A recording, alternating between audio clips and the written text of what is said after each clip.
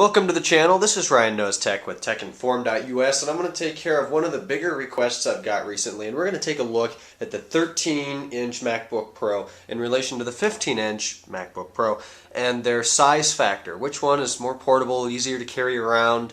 Obviously the 13-inch is going to be better with that, but just how much? Is it worth getting the 15 over the 13 if, say, maybe you need to carry it to work or school or on the go? Or we're really going to try to break that down a little bit for you and help you decide which MacBook Pro is going to be better for what you need.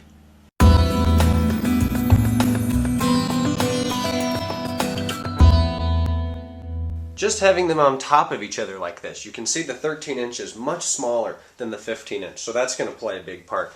Size and weight are two big factors here in terms of portability anyways. The 13-inch is 4.5 pounds. That's relatively light for a laptop computer that packs as much power as it does. This happens to be the 2010, but the 2011 with their i5 and i7 chips are significantly faster.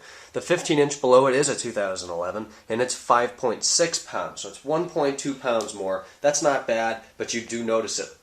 I'm in high school. A lot of you, my viewing audience, know that. I'm a senior this year. I carried this guy around with me, not this specific one, but I did carry a 13-inch MacBook Pro around with me pretty much every day of my sophomore and junior year. Starting senior year, I have moved to the 15-inch. It has significantly more power. It does everything that I need it to do in about a third or less of the time that the 13-inch took me to do it. But that's the big difference between the Core 2 Duo and the i7 Quad. For those of you who may not know, I've got the 2.2 and SSD and 8 gigs of RAM in both right now. Well, actually, this is 4. No, it's not. They're both 8. Beg my pardon. But being used to carrying the 13-inch and moving to the 15-inch is a noticeable difference. Not only the size, it makes your backpack feel a little bit more bulky. You can't carry as many books or papers or whatever you need to carry in there. The weight is the biggest factor here. And to be perfectly honest, it is nowhere near as bad as I thought it was going to be. I figured the thing would be falling off my back after standing up for 5 minutes in between hauls. And quite honestly, it's really not that bad.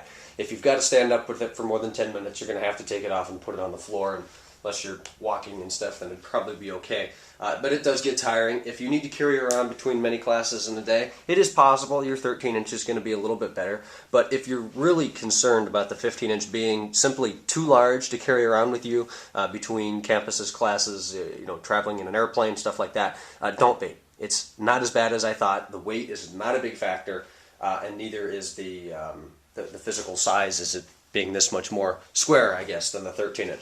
You notice it, yes, but it is not an incredible burden. Getting the portability factor out of the way, this is not a 13-inch versus 15-inch in terms of specs and performance and stuff like that, but more talking about portability, you are going to have a lot more power, as most of you know, with your 15-inch. You're going to have a little bit less battery power, but a lot more processing power.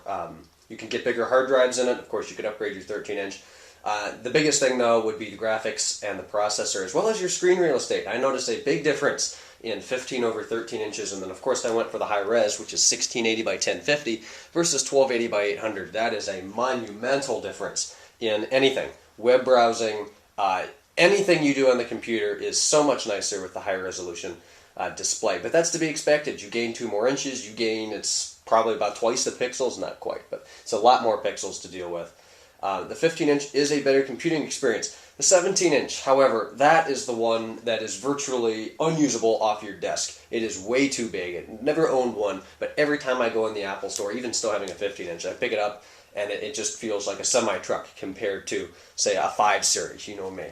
So, the 13-inch is your best one for carrying around, but the 15-inch is not going to be a problem. Obviously, the ultimate solution to this would be the 13 or 11-inch MacBook Air. Of course, those don't have the power, they do not have the connectivity and stuff like that. But if you're solely looking for something that you can practically fit in your pants pocket without anybody asking you about it, then you're probably going to want to go with the 11-inch Air. If you want more power and move up from there to your MacBook Pros and look at the 13 and the 15. Obviously, the best way to figure out which is going to be best for you, go into your local Apple store, pick one up, feel it, use it for a little bit in the store, and I hope this video could help you make your decision. So leave any comments or questions down below. Send me an email, ryan@techinform.us. Check out our site, techinform.us, and then my personal Twitter is twitter.com/JamesRSchultz.